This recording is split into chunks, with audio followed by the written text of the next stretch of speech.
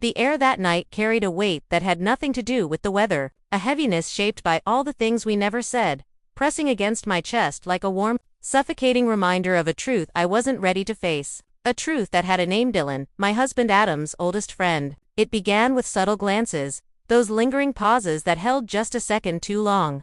A faint touch when we passed in the kitchen, harmless words that somehow felt charged with meaning, and for months I convinced myself it was nothing more than a flicker in an otherwise quiet life. Yet that flicker waited patiently for loneliness to make me reckless. I had married Adam because he steadied the chaos I came from, because I believed that peace would be enough. And together we built the kind of picture-perfect life people show off: white fences, weekend coffee, polite neighborly smiles, but behind those closed doors, we moved around each other like strangers sharing the same spaces. Then Dylan arrived with his charm, unpredictability, and the kind of presence that felt alive in ways I had forgotten. And every word from him felt like finally breathing again after holding my breath for far too long. When we first crossed that line, it wasn't some dramatic explosion but a quiet shift.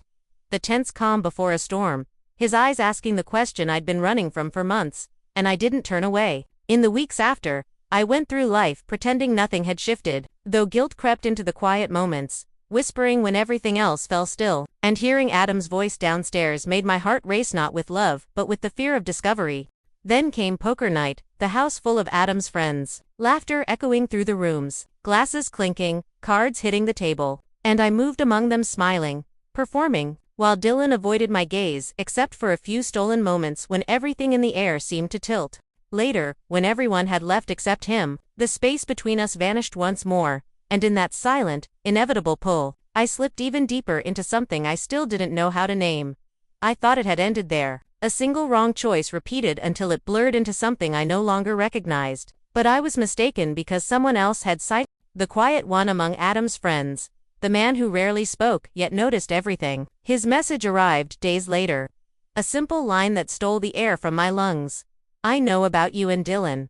I froze, breath catching again when he added, "I'm not angry, just curious." Why him, not me? I should have ignored it, erased it, pretended it never existed. But curiosity has a way of unraveling even the strongest resolve, and I convinced myself it was only closure, just a conversation, though it became anything but that. Chris was nothing like Dylan. He was gentle where Dylan was dangerous, patient where Dylan pushed. Someone who didn't demand or chase but listened with a kind of understanding that made everything more complicated.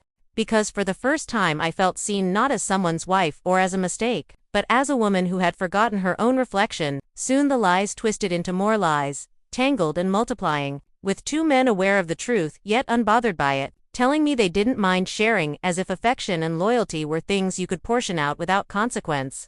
And I laughed, not from amusement but from the shock of realizing how far I had lost myself. Through all of it, Adam stayed exactly the same, the man who kissed my forehead before work, thanked me for dinner, and trusted me without hesitation. Then came the night everything splintered. He had just returned from a business trip, and we ate together while he talked about meetings and numbers, unaware that my thoughts were drifting somewhere entirely different. And later he fell asleep beside me, peaceful and content, while at 12:47 a.m. my phone lit up with a single message: backdoor. My heart slammed against my ribs as every choice, every secret, every lie teetered on the edge of collapse.